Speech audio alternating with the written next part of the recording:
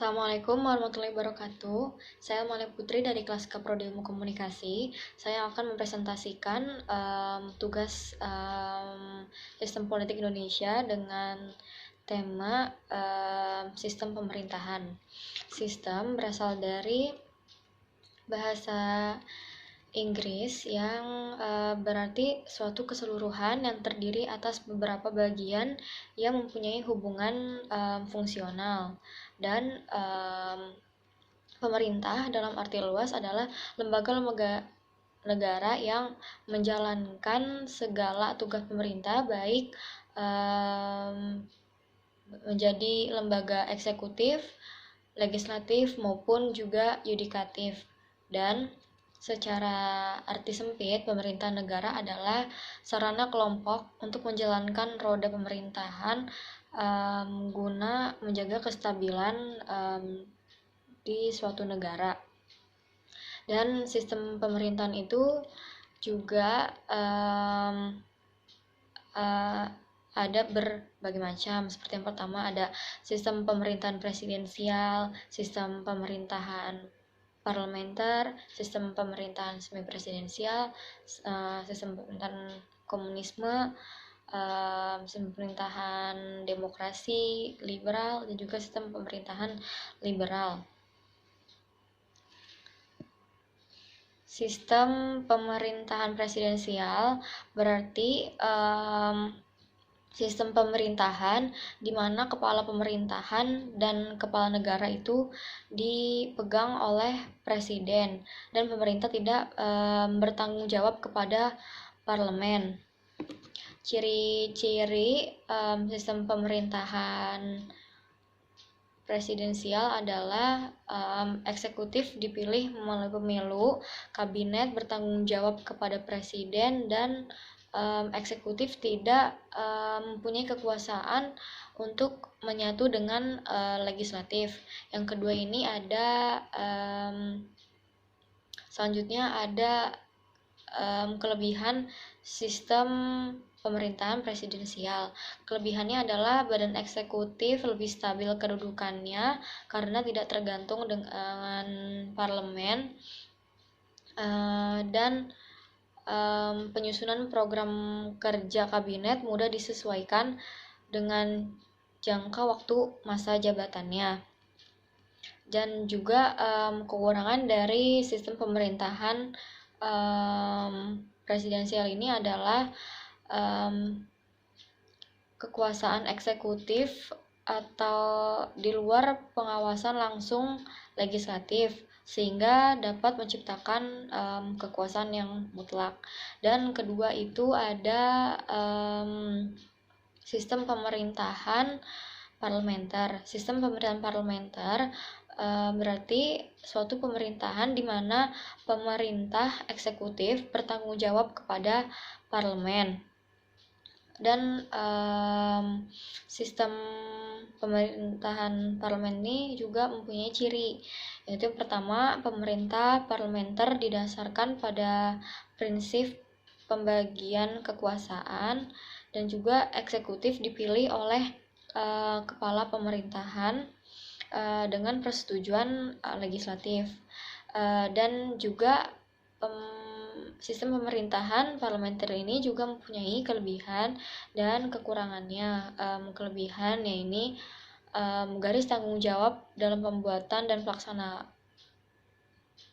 kebijakan publik itu jelas, dan juga mempunyai kekurangan. Ini kekurangannya adalah kedudukan badan eksekutif atau kabinet sangat tergantung pada mayoritas dukungan parlemen, sehingga sewaktu-waktu kabinet dapat dijatuhkan oleh parlemen.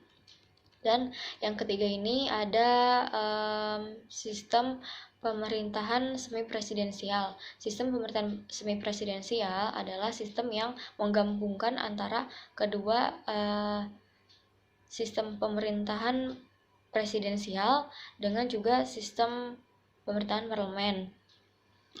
Dan terkadang juga sistem ini disebut juga dengan dual eksekutif. Dalam sistem ini presiden dipilih oleh rakyat sehingga memiliki kekuasaan yang kuat. Dan juga sistem pemerintahan secara semi presidensial ini mempunyai ciri-ciri, yaitu kekuasaan eksekutif parlemen diangkat berdasarkan demokrasi rakyat dan dipilih langsung oleh mereka atau melalui perwakilan rakyat, dan juga mempunyai dan yang selanjutnya ini ada komunisme. Sistem pemerintahan komunisme berarti secara universal adalah ideologi yang berkenaan dengan filosofi politik, sosial, dan ekonomi yang tujuannya adalah menciptakan masyarakat komunis dengan aturan sosial ekonomi berdasarkan kepemilikan bersama alat produksi dan tidak adanya kelas sosial. Ciri-cirinya itu adalah komunisme itu bersifat ateis yang berdasar pada logik, menjadi tindakan tidak mengimani adanya Tuhan. Dan kelebihan sistem komunisme ini adalah seluruh orang dianggap sama, sehingga tidak ada yang merasa lebih unggul, dan kekurangannya adalah berkurangnya motivasi individu untuk menjadi lebih baik, karena hal apapun dari usaha mereka tetap saja dipandangnya itu sama. Dan juga kekurangannya ini adalah tidak adanya kepercayaan kepada Tuhan. Dan selanjutnya ini ada sistem pemerintahan demokrasi liberal. Secara konstitusional ini dapat diartikan sebagai hak-hak individu dari kekuasaan pemerintah. Dan demokrasi liberal ini juga mempunyai ciri-ciri. Yang pertama itu adalah ada perwakilan rakyat di lembaga pemerintah yang juga bertanggung jawab untuk membantu dan membatasi kekuasaan kepala negara. Dan juga ada alokasi sumber daya alam, manusia dan negara dapat dikontrol dengan baik. Kelebihan sistem demokrasi liberal ini adalah kebebasan individu yang tinggi, dan tingkat kemenangan dalam perang semakin tinggi, mendorong perkembangan ilmu pengetahuan dan teknologi. Dan juga yang terakhir ini maksudnya tadi adalah tingkat kemenangan dalam perang semakin tinggi, karena mendorong perkembangan ilmu pengetahuan dan teknologi yang semakin bagus, meningkat gitu. Dan juga ada kekurangannya, yaitu adalah tidak fokus pada rencana jangka panjang negara itu, dan adanya konflik etnis dan agama yang lebih tinggi yang dapat muncul. Dan yang terakhir ini ada sistem pemerintahan secara liberal. Liberal atau liberalisme adalah sebuah ideologi, pandangan filsafat dan tradisi yang didasarkan pemahaman bahwa kebebasan dan persamaan hak adalah nilai politik yang utama. Secara umum, liberalisme menciptakan suatu masyarakat yang bebas. Dan liberalisme ini juga mempunyai ciri-ciri, yaitu setiap individu mempunyai kesempatan yang sama, kedua berhak mendapatkan perlakuan yang sama, dan yang ketiga itu ada hukum ditetapkan. Dan juga sistem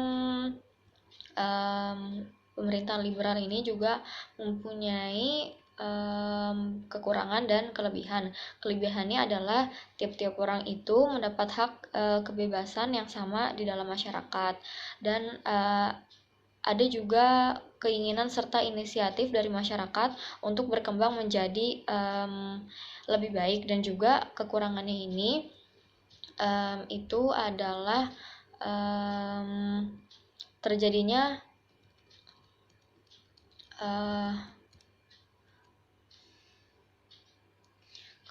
terjadinya monopoli terhadap masyarakat kecil atau juga miskin. Terus juga ada kebebasan pers tersebut seringkali dimanfaatkan oleh pihak-pihak tertentu untuk mencapai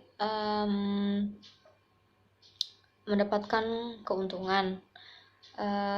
Sekian, itu saja yang saya dapat sampaikan. Wassalamualaikum warahmatullahi wabarakatuh.